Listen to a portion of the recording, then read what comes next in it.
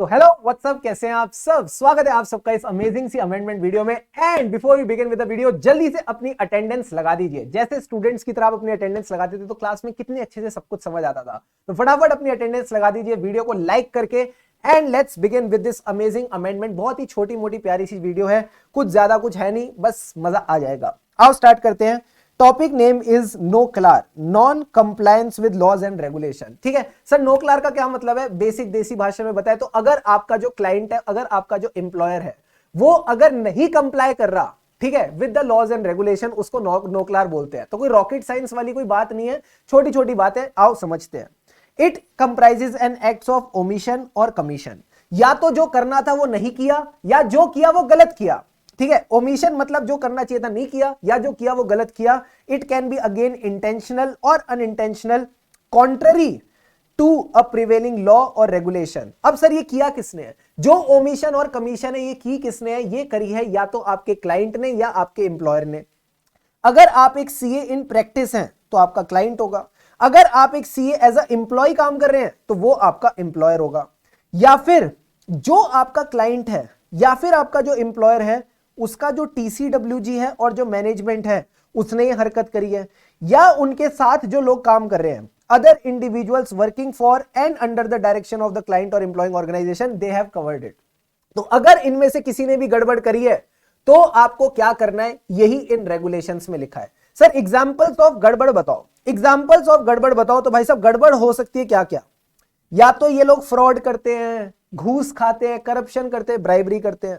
Sir घूस और corruption कौन लोग करते हैं, जनरली घूस और करप्शन कौन लोग करते हैं, बैंक वाले करते हैं। जल्दी से बताओ, घूस और करप्शन कौन करते हैं, बैंक वाले लेते हैं। बैंक का जो मैनेजर है टेबल के नीचे से घूस लेता है, टेबल के ऊपर से लोन देता है। So banking and other financial products and services. आई बात समझ। अब सर बैंक से हमें एक पॉइंट और याद आया, मनी लॉन्ड्रिंग का। क्या बात कर रहे हो, हाँ, जो हमारी बैंक्स होते हैं उनको भी तो जो prevention of money laundering act होता है उसमें एक सेक्शन होता है ना 11 या 12, उसमें रिपोर्टिंग अथॉरिटी की बात होती है। क्या आपको ऐसा याद है, रिपोर्टिंग अथॉरिटी की बात करते हैं मनी लॉन्ड्रिंग में। सर आप ऑडिट के बीच में पमला क्यों घुसा रहे हो, मेरी मर्जी, तुम्हारा क्या जा रहा है, मेरे को अच्छा लगता है घुसाने में।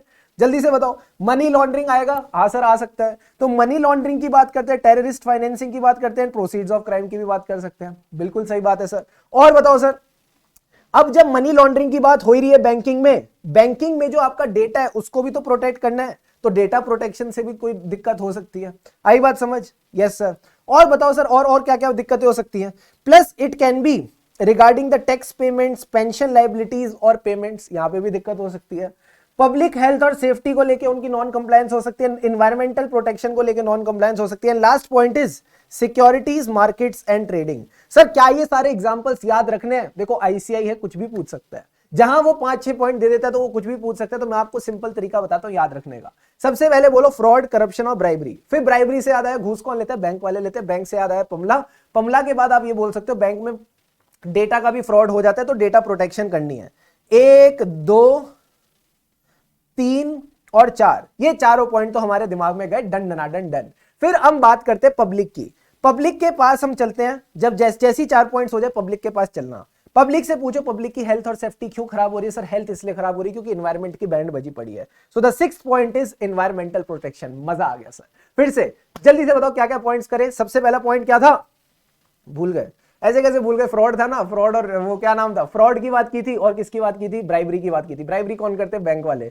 बैंक का मतलब था banking and other financial products and services. फिर बैंक से याद आया था पमला, यानी मनी लॉन्ड्रिंग एक्टिविटीज होती हैं, और मनी लॉन्ड्रिंग के साथ साथ हमने बोला था डेटा भी उड़ जाता है, तो डेटा प्रोटेक्शन की बात करेंगे। चलो पब्लिक के पास चलते हैं। Public health and safety, public की हेल्थ क्यों खराब हो रही है, एनवायरमेंट खराब है, environmental protection is the last point. फटाफट ये 6 के 6 पॉइंट्स अभी याद कर लो, भले वीडियो पॉज करके कर लो, and then let's move ahead. Now some important facts about NOCLAR are given below. ये 3 छोटी छोटी बातें आपने याद रखनी है। सर नो क्लार का मतलब है non compliance with laws and regulation, यानी अगर कोई नॉन कंप्लायंस होगी तो आपको रिपोर्ट करके चलनी है। बट एक बात बताओ, क्या हमें सारे लॉज एंड रेगुलेशंस की एक्सपर्टीज होनी चाहिए। नमिता थापड़ क्या बोलती है, इसमें मेरी एक्सपर्टीज नहीं है, आई एम आउट। तो आप ये बोलो एक्सपर्टीज की जरूरत नहीं है, बट एक बेसिक वर्किंग नॉलेज की जरूरत है, जो एक ऑडिटर को वैसे भी होनी चाहिए। एक बात बताओ, जब आप किसी क्लाइंट का ऑडिट करने चाहते हो तो क्या आपको इनकम टैक्स एक्ट की एक्सपर्टीज नॉलेज होती है? नहीं, बट आपको बेसिक्स पता होती है कि टीडीएस क्या होता है, टीडीएस कितने रेट पे काटा जाता है, किन किन चीजों पे काटा जाता है, आपको सब बेसिक बेसिक बातें पता होती है। इसी तरह मैं इंप्लॉय प्रोविडेंट फंड एक्ट की बात करूं, आपको पता है ईपीएफ क्या होता है, ईएसआई क्या होता है, बट इनकी एक्सपर्टीज नॉलेज नहीं होती। तो जो वर्किंग नॉलेज है उतनी काफी है इसको करने के लिए ऑडिट को। सेकेंड पॉइंट, कई छोटी छोटी चीजों को आपने इग्नोर करके चलना है, जैसे कि जो एकदम मामूली इनसिग्निफिकेंट बातें, 500 रुपए की 600 रुपए की पेनल्टी क्लाइंट पे लग रही है, उसको इग्नोर करो। कैसी कैसी छोटी छोटी तुच्छ बातें करते हो। और बताओ सर, जो उनके पर्सनल मिसकंडक्ट है, सर पर्सनल मिसकंडक्ट यानी आज क्लाइंट को भाभी जी ने बोला था शाम को आलू प्याज लेके आना, क्लाइंट भूल गया, भाभी जी से लड़ाई हो गई, क्या वो पर्सनल मिसकंडक्ट इसमें आएंगे? नहीं। जो मिसकंडक्ट बिजनेस से रिलेटेड नहीं है उसका इससे कोई लेना देना नहीं। And the third point is disclosures which is contrary to law is not required. यानी ये कहता है अगर कोई नॉन कंप्लायंस होती है तो एज एन ऑडिटर आपने डिस्क्लोज करके चलनी है, बट अगर लॉ कहता है मत करो तो मत करना, सबसे ऊपर लॉ। तो आपने लॉ की सुननी है, अगर लॉ कहता है डिस्क्लोजर नहीं करना तो नहीं करेंगे, हमारा क्या जा रहा है। अब आता है sir applicability of NOCLAR in India. Before I discuss about India, let's talk about international. Sir internationally कहते हैं NOCLAR is applicable to all the assignments, यानी एक मेंबर इन प्रैक्टिस कोई सा भी असाइनमेंट ले ले उस पे नोक्लार एप्लीकेबल होगा। If I talk about employ, सारे एम्प्लॉयर्स पे एप्लीकेबल है for the members in service. But ICI की बात करें तो आईसीआई ने पहले बोला था लिस्टेड एंटिटी सॉरी कवर्ड है, सही बोल रहा हूं? हाँ पहले यही था। अब इन्होंने अमेंडमेंट देके बोला audit engagements of listed entities, उसमें भी एक अमेंडमेंट डाल दी और बोला हैविंग नेटवर्थ 250 करोड़ या उससे ज्यादा। कम ऑन, सिर्फ लिस्टेड एंटिटीज नहीं, एक कंडीशन और सेटिस्फाई करनी है कि नेटवर्थ 250 करोड़ या उससे ज्यादा होनी चाहिए। इसको प्लीज स्टार मार्क कर लो, मुझे लगता है ये आईसीआई आपसे एमसीक्यू में पूछ सकता है, तो ये बात आप ध्यान रख के चलेंगे। If I talk about members in service, तो जो एंटिटीज लिस्टेड हैं उनके जो की मैनेजेरियल पर्संस हैं सीए, फिर से बोल रहा हूं, उनके जो की मैनेजेरियल पर्संस हैं सीए, उनके ऊपर भी नोक्लार एप्लीकेबल होगा। Alright, now sir what are the steps to be taken. अगर आपको कोई नॉन कंप्लायंस मिलती है, कूदना नहीं है, चीजों को समझना है।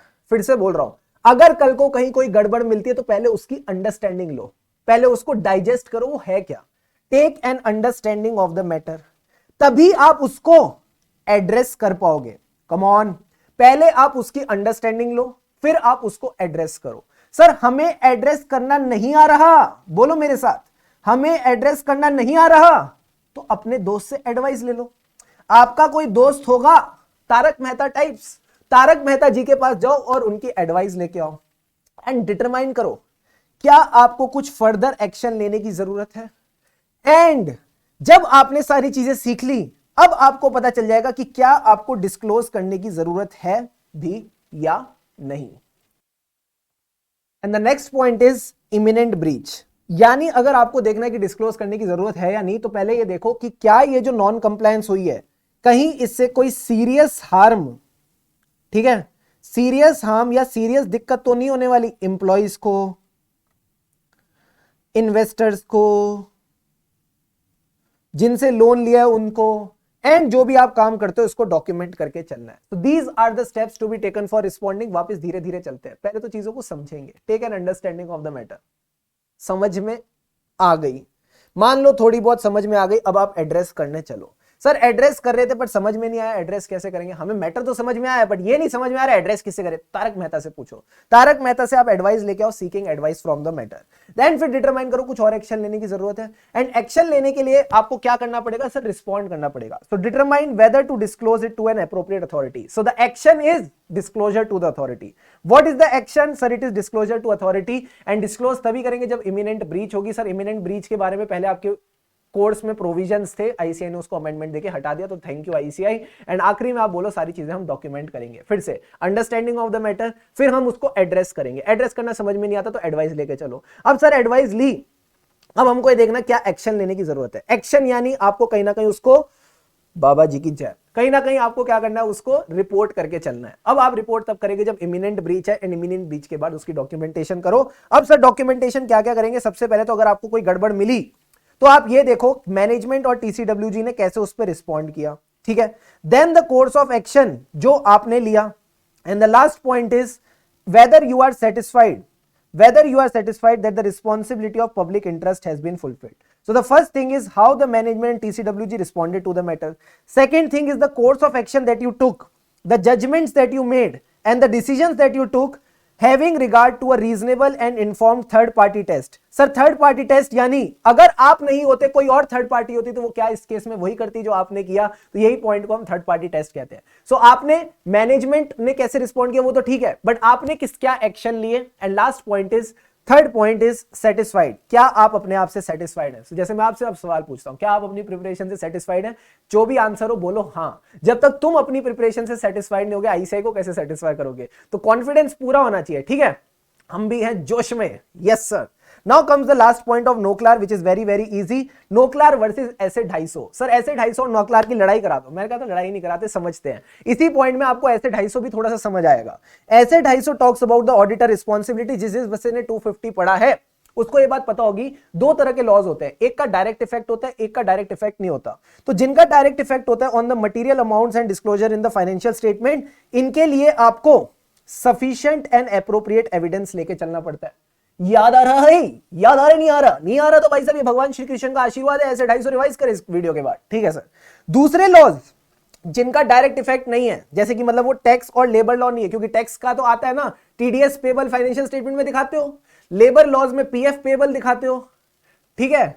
But if I talk about other laws, जैसे कि मैं बात करूं इन्वायरमेंटल प्रोटेक्शन एक्ट, क्या इन्वायरमेंट बैलेंस शीट में दिखाया जाता है? नहीं सर. बट अगर मैं इन्वायरमेंटल प्रोटेक्शन एक्ट के साथ कंप्लाई नहीं करूंगा तो पेनल्टी लगेगी, and that penalty will have to create a provision in the financial statement. तो ये कहता है other laws and regulations which don't have a direct effect but compliance is fundamental to the operating aspects of business. तो इन लॉज के लिए भी, इन लॉज की नॉन कंप्लायंस के बारे में भी आपको एविडेंस लेके चलना पड़ता है, आपको अलर्ट रहना पड़ता है. ऐसा ऐसे 250 हमको सिखाता है.